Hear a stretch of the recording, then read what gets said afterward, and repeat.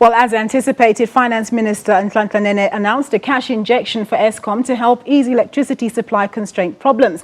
Eskom will receive a 20 billion rand cash injection, but no additional guarantees will be issued to the power utility. Nene indicated the funding will be derived from the sale of government's non-strategic assets and not from tax revenue or government debt.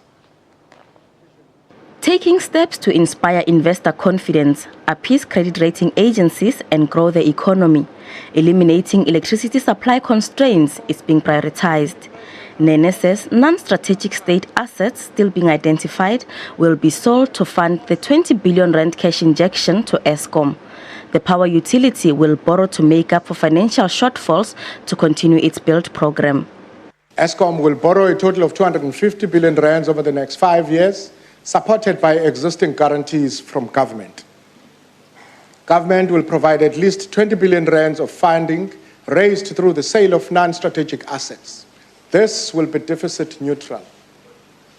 The capitalization of Eskom will only occur once these funds are realized.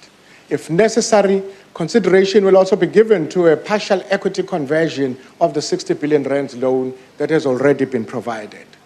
Independent power producers are expected to feature more prominently in the electricity generation space going forward.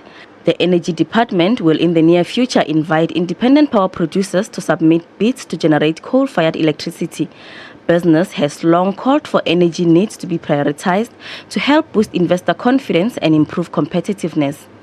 Our situation in electricity is in a little bit of a crisis, and I think we just need to find positive ways in which to address the situation. But I think overall the budget speech as a whole was quite positive in these difficult times currently. The lack of security of supply of electricity is seen as a major constraint to economic growth.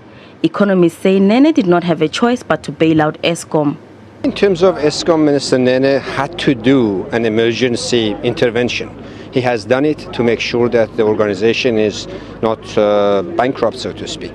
But has it done enough to deal with what caused the problem in terms of political interference, in terms of poor governance, and inappropriate appointment and operations?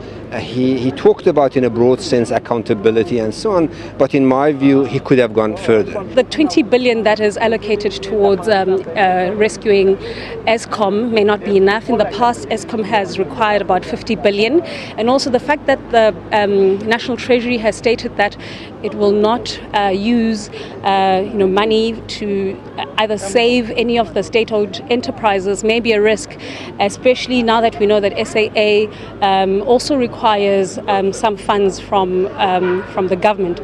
Nene demands more accountability from public enterprises. Eskom has a funding deficit of 225 billion rand.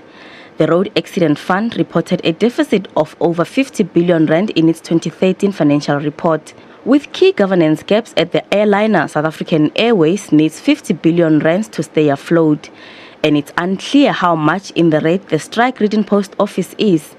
It's still to file its 2013 financial statement. Nene says over the medium term, support for state-owned companies will depend on sound business plans with strong government oversight. He says where the government believes money is needed, it will be made available through the sale of the state's non-strategic assets or through involvement of private investors. Gloria Sefako, SABC News, Parliament.